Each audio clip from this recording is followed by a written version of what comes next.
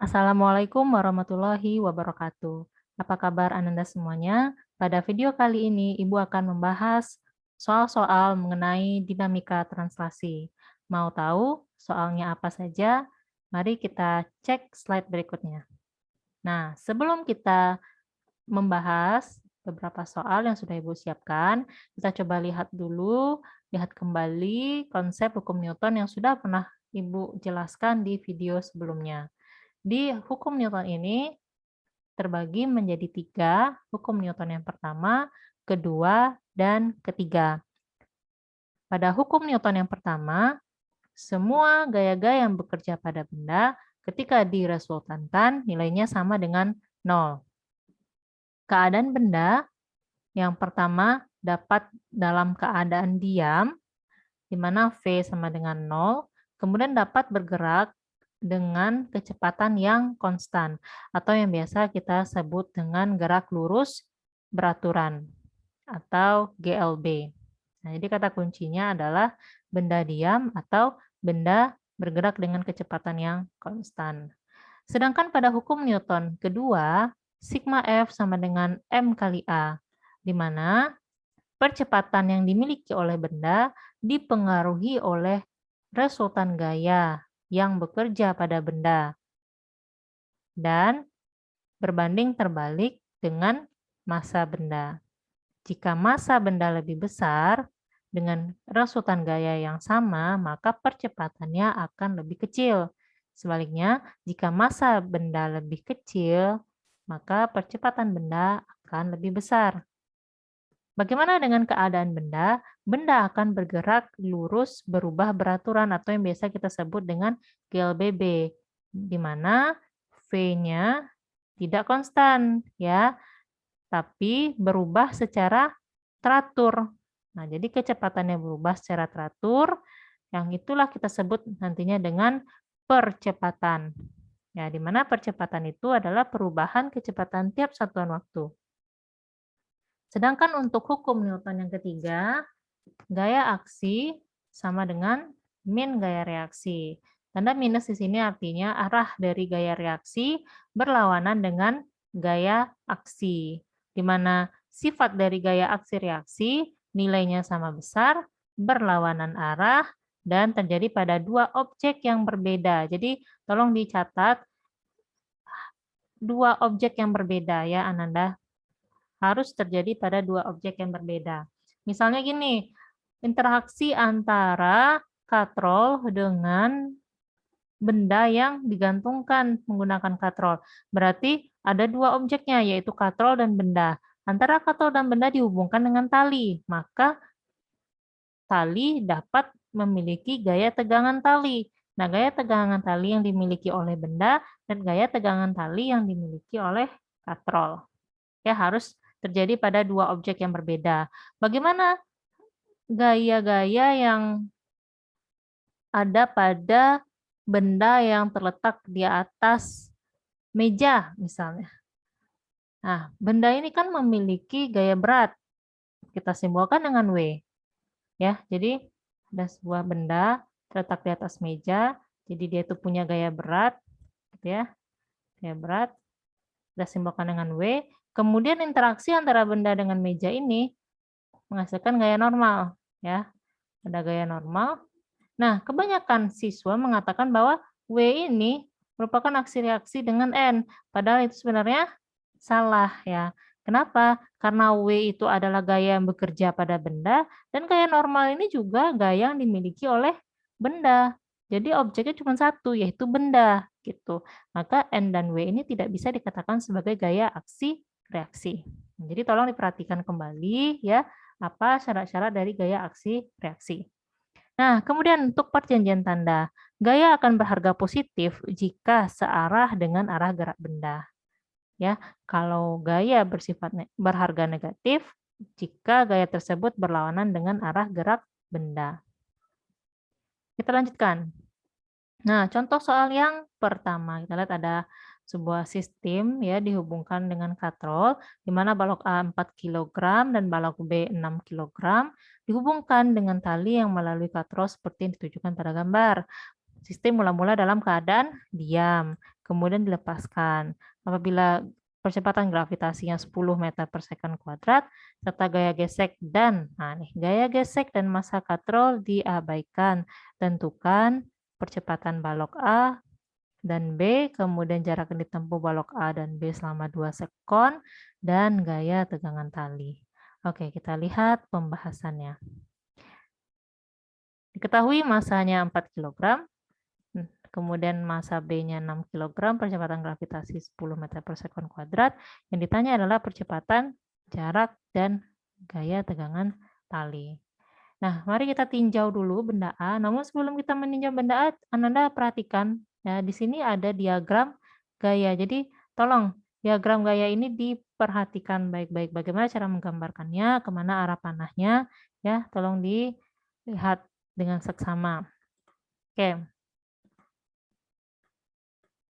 Nah, untuk benda A itu sendiri, dia memiliki vektor gaya berat yang arahnya ke bawah, kemudian gaya tegangan tali arahnya ke atas. Kemudian untuk benda B, vektor gaya beratnya mengarah ke bawah, sama dengan benda A ya menuju pusat bumi, sedangkan gaya tegangan talinya mengarah ke atas. Kemudian di sini ada arah percepatan, ya Nanda ada percepatan untuk benda A dan arah percepatan untuk benda B. Nah, kenapa pada benda A ini arah percepatannya ke atas, sedangkan pada benda B ke bawah? Kita lihat kembali massa A dan massa B-nya. Nilai dari massa B ternyata lebih besar daripada massa A. Itu berarti nanti gaya berat B ini yang akan lebih besar dibandingkan dengan gaya berat A. Otomatis B akan menarik A, sehingga A tertarik ke atas dan B bergerak turun. Begitu. Makanya di sini ya, di benda A percepatannya mengarah ke atas dan pada benda B percepatannya mengarah ke bawah. Nah, jika kita tinjau sigma F yang ada pada balok A, untuk gaya yang searah dengan percepatan, sesuai dengan perjanjian tanda tadi, TA yang sama-sama mengarah ke atas, ya, sama dengan percepatan, itu kita berikan tanda positif. Sedangkan untuk gaya berat, kita berikan tanda negatif. Ya. Jadi di sini maksudnya gaya berat benda A, gitu ya. Sama dengan massa benda A dikali dengan percepatannya. Oke, jadi tolong disimak baik-baik ya videonya, karena kalau tidak disimak baik-baik mungkin akan ada informasi yang ketinggalan. Oke, kita jabarkan lagi. Untuk gaya berat A itu sendiri kita jabarkan menjadi massa A dikali dengan gravitasi. Oke, didapatkanlah persamaan pertama di mana TA itu sama dengan MA ya ditambah dengan MG. Oke. Nah, tolong dipahami ya, bagaimana MAG-nya itu berubah tanda ya karena berpindah ruas dari kiri ke kanan. Nah, kita lanjutkan untuk benda B. Sama caranya seperti benda A. Untuk benda B ini sigma F-nya, ya gaya berat B mengarah ke bawah, berarti kita positifkan. Kemudian gaya tegangan tali B mengarah ke atas, kita negatifkan. Sehingga muncullah persamaan yang ini. MB kali gravitasi dikurang gaya tegangan tali B sama dengan massa B dikali dengan A. Nah, kita sudah mendapatkan persamaan 1 dan persamaan 2. Karena kedua balok dihubungkan dengan tali yang sama. Oke, dengan tali yang sama. Kemudian juga dikatakan gaya gesek dan massa katrol diabaikan gitu ya. Maka kesimpulan yang bisa kita dapatkan, kesimpulan pertama yaitu TB sama dengan TA. Sehingga kita bisa mensubstitusikan persamaan 1 ke persamaan 2 dan dapatkanlah persamaan yang ketiga. Ya, di mana percepatan itu sama dengan MB dikurang MA dikali G dibagi dengan MA ditambah MB. Nah, dengan begitu Anda sudah bisa memasukkan angka MB dan MA ya. Gravitasinya 10 meter per second kuadrat dan didapatkanlah nilai A. Nah, berapa nilai A? Nah, ini dia. Setelah Ibu masukkan, didapatkan nilai A itu 2 meter per second kuadrat. Nah, selama proses pencarian yang ini ya, ini nggak apa-apa Anda tidak menuliskan satuannya, tidak masalah. Namun, harus dalam kondisi satuan internasional dulu. Jadi semua yang dari diketahui itu ya, dari bagian yang diketahui ini ya, itu harus di SI-kan dulu satuannya, baru bisa kita gunakan untuk mencari jawabannya. Nah, kalau sudah mendapatkan hasil akhir ya, 2 meter per sekon kuadrat itu harus dituliskan satuannya. Nah, jadi besar percepatan balok A dan balok B adalah 2 meter per sekon kuadrat. Kemudian untuk menentukan jarak yang ditempuh kedua balok setelah bergerak selama 2 sekon, kita gunakan rumus jarak pada gerak lurus berubah beraturan yang sudah pernah kita pelajari pada materi kinematika, di mana S sama dengan V0T tambah setengah AT kuadrat. Nah, karena V0 sama dengan 0 ya dari tadi dalam keadaan diam ya. Mari kita lihat kembali.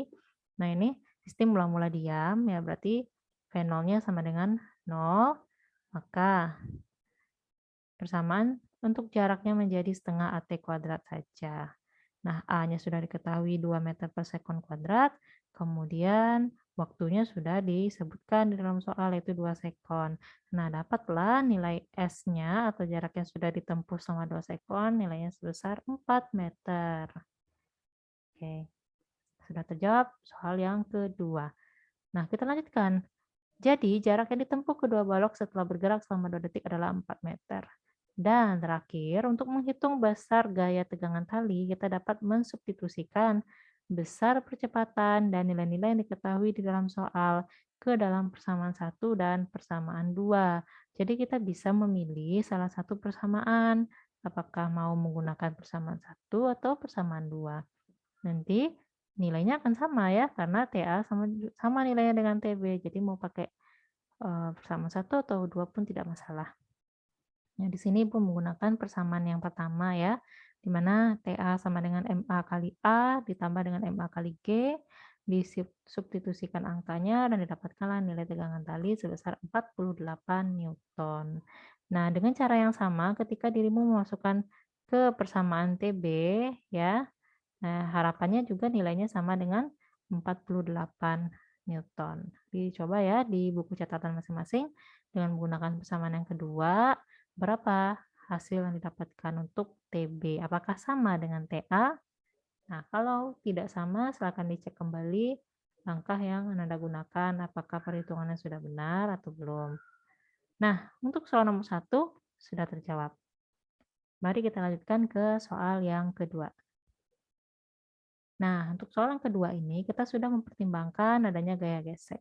Ibu sudah menjelaskan mengenai gaya gesek ya, gaya gesekan statis di video sebelumnya. Nah, sekarang kita coba bahas gaya gesekan kinetis. Ya, sesuai dengan namanya, kinetis itu berarti benda dalam keadaan bergerak.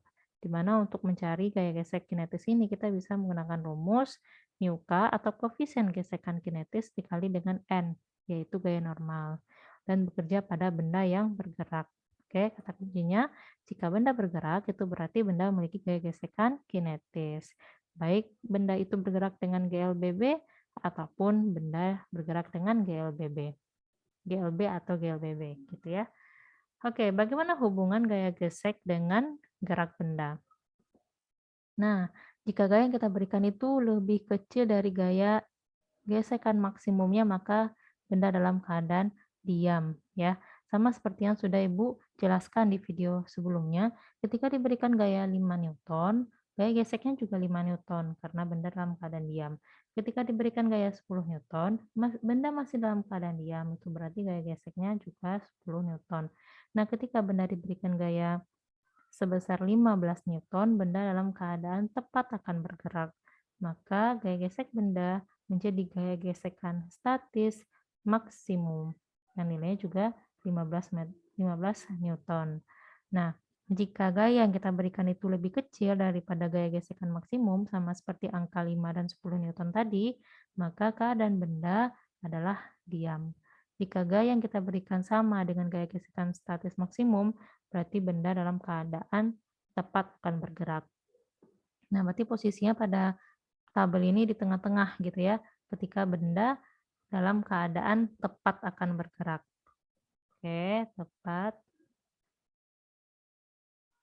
Oke, maaf Ibu nggak pakai stylus pen. Oke, lanjut aja ya. Jadi, kalau gayanya lebih besar daripada gaya gesek maksimum, ya berarti bendanya dalam keadaan bergerak. Dan berlakulah gaya gesekan kinetis. Oke, kita lihat contoh soal yang kedua. Balok A bermasa 3 kilogram. Diletakkan di atas meja, kemudian diikat tali yang menghubungkan balok B dengan massa 2 kilogram melalui sebuah katrol seperti yang diperlihatkan pada gambar di bawah ini. Ya, gambar di samping ya.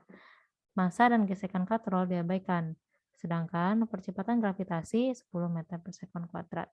Oke, tetap ya dikasih keterangan di sini massa dan gesekan katrol diabaikan. Kenapa selalu diabaikan ya? Karena kalau misalnya tidak diabaikan, maka materinya tidak menjadi dinamika translasi lagi, melainkan dinamika rotasi. Ya, kalau ada gesekan pada katrol, berarti nanti katrolnya ikut berputar. Berarti gesekannya tidak translasi lagi, melainkan ada gerak rotasinya. Jadi untuk materi ini, gerak translasi katrol itu tidak dipertimbangkan dalam penyelesaian soal. Kemudian, tentukan besar percepatan sistem dan tegangan tali jika meja licin dan meja kasar. Jadi di sini ada dua kondisi ya. Pada saat meja licin berapa percepatan dan tegangannya, pada saat meja kasar berapa pula percepatan dan tegangannya. Oke, kita lihat dulu kondisi pada saat meja licin. Nah, seperti biasa kita sudah bisa menuliskan apa yang diketahui di soal dan kita SI-kan semua satuan yang tidak SI. Kalau di sini sudah dalam SI ya, kilogram, kemudian meter per sekon kuadrat. Untuk Miuka sendiri itu tidak punya satuan ya, Nanda, karena ini merupakan konstanta. Oke, kita lihat pada meja licin. Harus kita lakukan pertama kali adalah menggambarkan diagram-diagram gaya. Itu harus mesti wajib kita gambarkan sebelum kita masuk ke persamaan. Karena apa? Kita tidak akan tahu tanda positif atau negatif dari suatu gaya apabila gaya-gayanya tidak dijabarkan. Nah, di sini kita punya dua benda, di mana benda A itu berada di atas meja, ya. Benda A berada di atas meja, dan benda A itu sendiri memiliki gaya berat yang arahnya ke bawah dan gaya normal akibat kontak dengan meja arahnya ke atas atau tegak lurus terhadap bidang datar. Kemudian benda B memiliki gaya berat mengarah ke bawah dan gaya tegangan tali. Oh ya, benda A juga memiliki gaya tegangan tali ke arah kanan.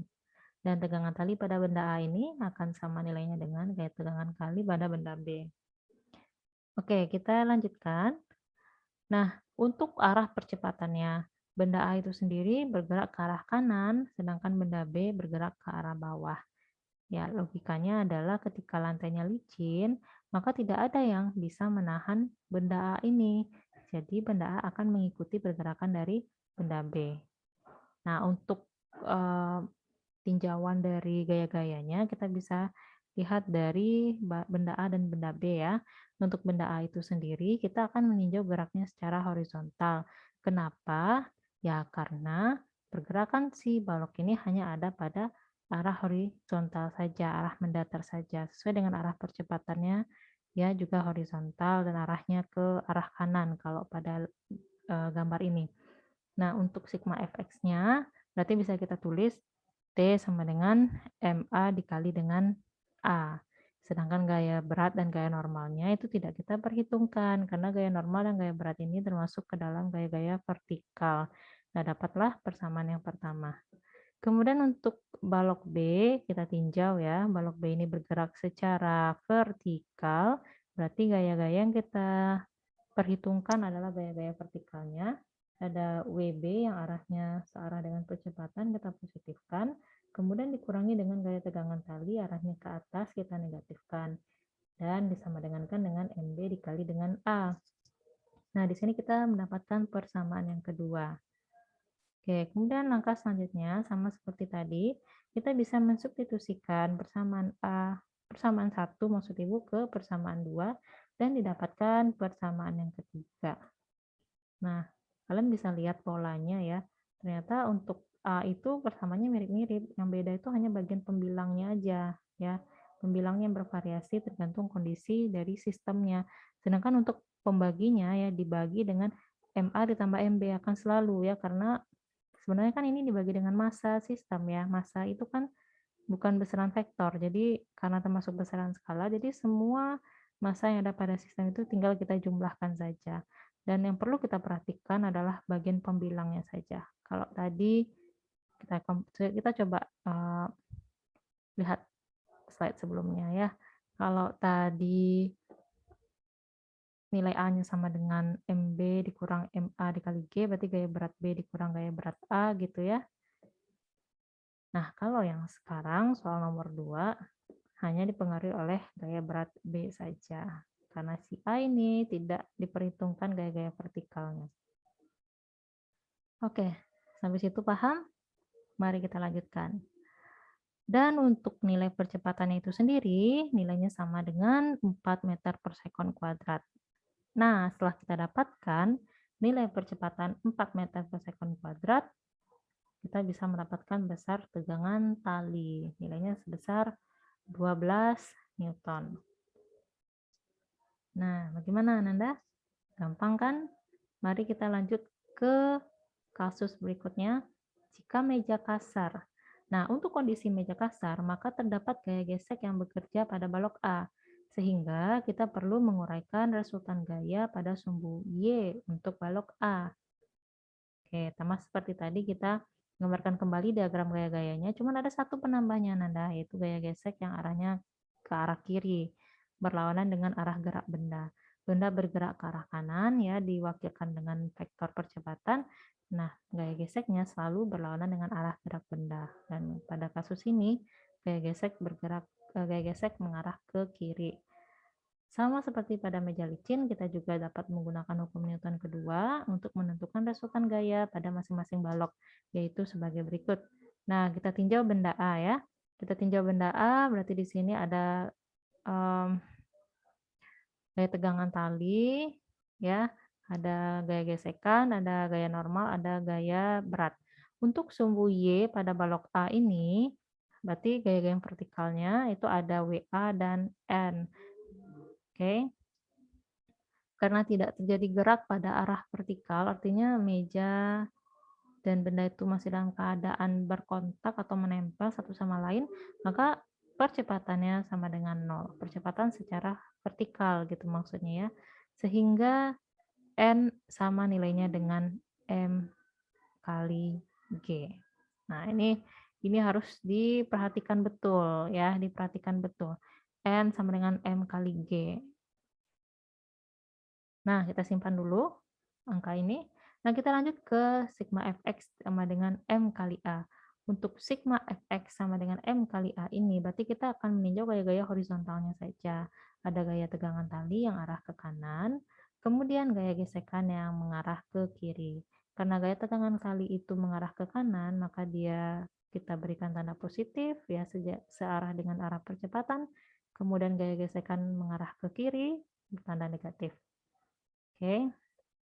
Nah, lanjut kita masukkan lagi persamaannya, T dikurang. Nah, gaya gesek ini, ayo diingat kembali gaya gesek itu adalah N kali mu K ya, kalau untuk gaya gesekan kinetis. N kali mu K, oke. Dan N itu sama dengan MA kali G. Nah, di sini perannya Nanda. Ya, N sama dengan M dikali G ini di sini kita masukkan. Mu K dikali MA dikali dengan G. Nah, maka persamaan untuk tegangan tali berubah menjadi MA dikali A ditambah mu K massa A dikali dengan G.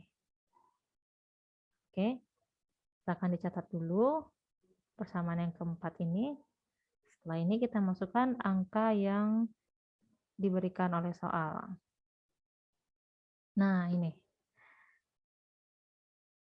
Setelah kita mendapatkan persamaan yang keempat, jika ditinjau dari balok balok A, ya, kita sekarang tinjau balok B, Ananda.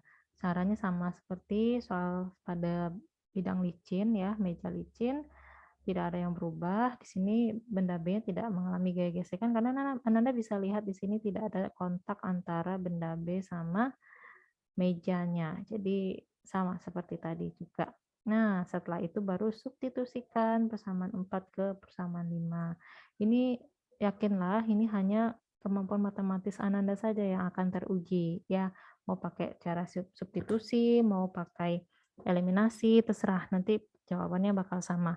Dan kita dapatkan percepatannya seperti persamaan 6. Nah, seperti yang Ibu katakan tadi, untuk penyebut itu tidak akan berubah, yang berubah itu hanya bagian pembilangnya saja. Kalau di meja licin tadi hanya ada MB dikali G, kemudian baru dibagi dengan MA ditambah MB.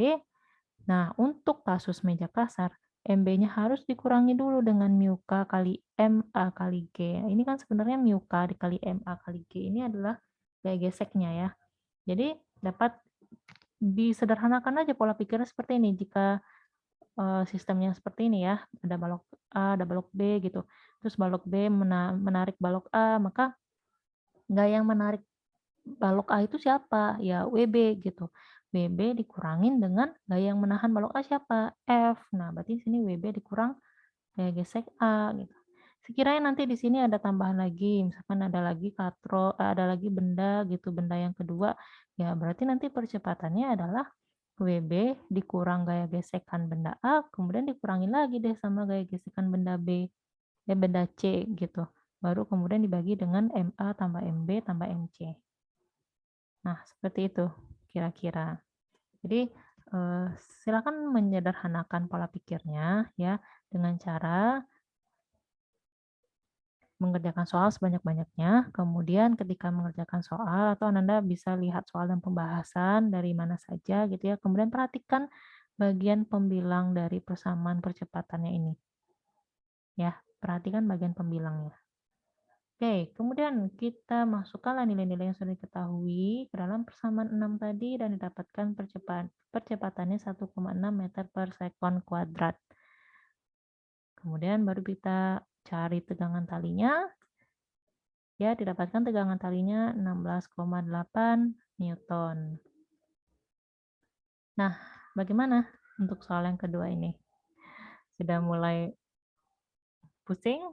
Nah, Ibu sarankan silakan ditonton ulang video Ibu. Ya, jadi kalau pusing jangan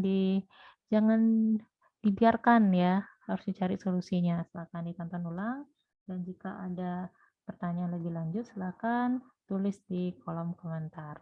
Terima kasih atas perhatiannya. Sampai jumpa di video berikutnya. Assalamualaikum warahmatullahi wabarakatuh.